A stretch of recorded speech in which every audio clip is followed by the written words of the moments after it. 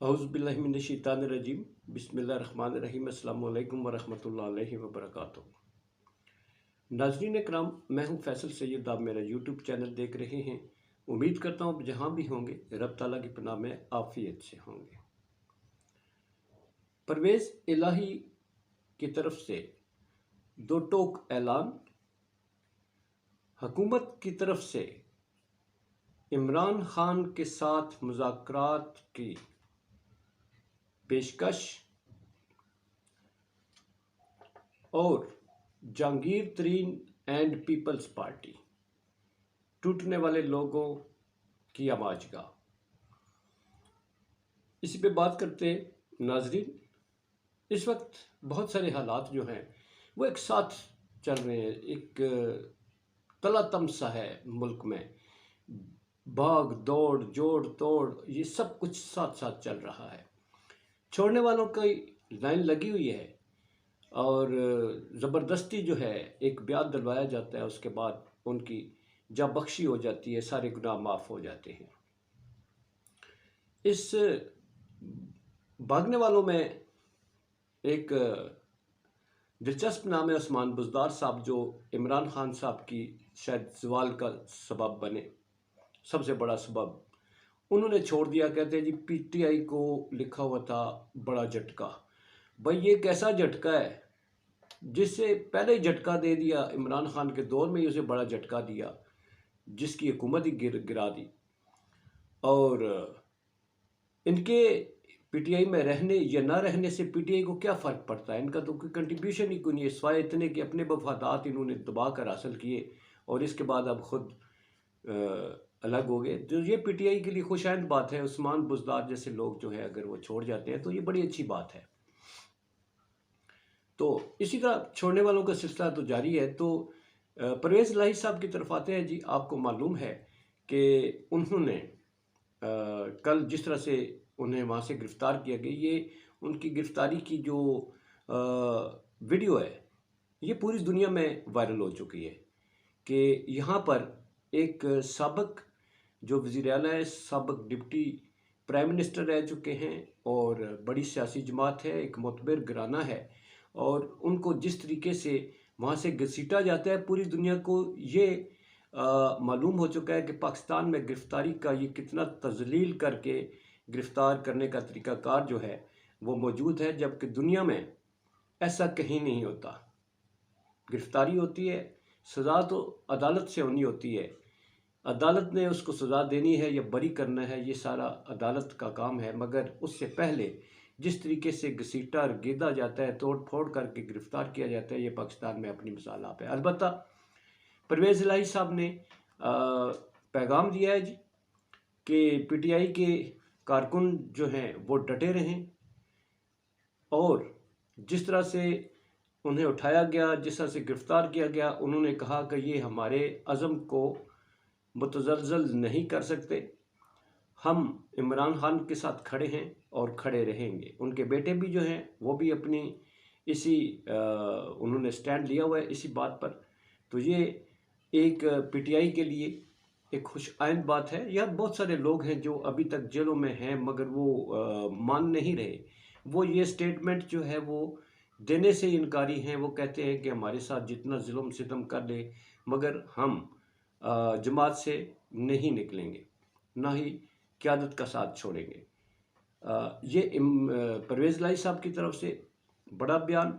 और दूसरी तरफ से आज राना सनाउल्लाह साहब की ट्वीट, और उनकी तरफ से कल भी वैसे उन्होंने बयान दिया था कि हम संजीदा मुज़ाकरात जो हैं उसके लिए तैयार हैं। आज ट्वीट भी कर दिया उन्होंने कि हम संजीदा मुज़ाकरात के लिए तैयार हैं। हुकूमत संजीदा मुज़ाकरात के लिए तैयार है। किससे? और तो कोई नहीं है मुज़ाकरात के लिए। पीपल्स पार्टी से मुज़ाकरात नहीं करने, जहांगीर तरीन से मुज़ाकरात नहीं करने, तो इमरान खान साहब से मुज़ाकरात के लिए वो तैयार हैं। इमरान खान तो पहले भी संजीदगी से ही आपको ऑफ़र करते रहे हैं मगर उन्हें जुटलाया जाता रहा। ये बड़ा नाज़रीन ये गौर तलब बात है कि इस वक्त राना साहब जो हैं वो क्यों कह रहे हैं कि हम संजीदा मुज़ाकरात के लिए तैयार हैं। कल उनका बयान था, उन्होंने कहा कि اگر عمران خان مذاکرات کرنے کے لیے سنجیدہ ہیں تو وہ ڈائریکٹ شہباز شریف صاحب سے بات کریں تو انہیں مثبت جواب ملے گا. یہ بڑی امپارٹنٹ بات ہے. اس بات کا ادراک شاید نون لیگ کو ہو چکا ہے کہ یہ جو کچھ اس وقت تبدیلی کی ہوا چل چکی ہے، جیسا کہ ناظرین آپ دیکھیں نا کہ جو لوگ پی ٹی آئی چھوڑ کے جاتے ہیں وہ یا تو جہانگیر ترین کے پاس جا رہے ہیں یا وہ پیپلز پارٹی کو جوائن کر رہے ہیں، اور ادھر سے جناب زرداری صاحب جو ہے وہ پنجاب میں بیٹھے ہوئے ہیں پنجاب کو فتح کرنے کے لیے. اور اس طرح سے جتنے ٹوٹنے والے ہیں ان کو وہ جیسے لگا ہوتا ہے نا کیمپ، آؤ جی ادھر آؤ جی ادھر آؤ جی ادھر آؤ جی، ایتھے مال ادھر نے ادھر آ جاؤ. تو وہ والا جو انہوں نے کام جو ہے وہ شروع کیا ہوا ہے، اور جتنے ٹوٹتے ہیں وہ پیپلز پارٹی کو جوائن کرتے ہیں، یا پھر جو ان گھوڑوں کے سب سے بڑے خریدار جو ہیں وہ جہانگیر ترین صاحب ہیں، وہ میدان میں ہیں، وہ بھی خریداریاں ہیں. آج سنا ہے کہ 70 کے قریب لوگ ہیں اور 100 وہ کرنے والے ہیں.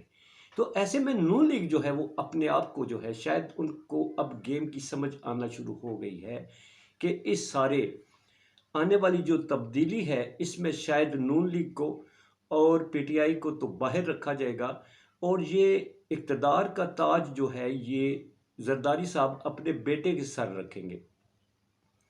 اور جو جتنے خواب نون لیگ نے دیکھے یا اتنا بڑا جو اس وقت تک نقصان اٹھا کے اس حکومت میں نون لیگ آئی، تو اسے اب شدت سے ادراک ہو چلا ہے کہ اب ان سے پی ٹی آئی کو ٹارگٹ کروا کے، پی ٹی آئی کو توڑوا کے، پی ٹی آئی کو مروا کے نون لیگ کو کیا ملا؟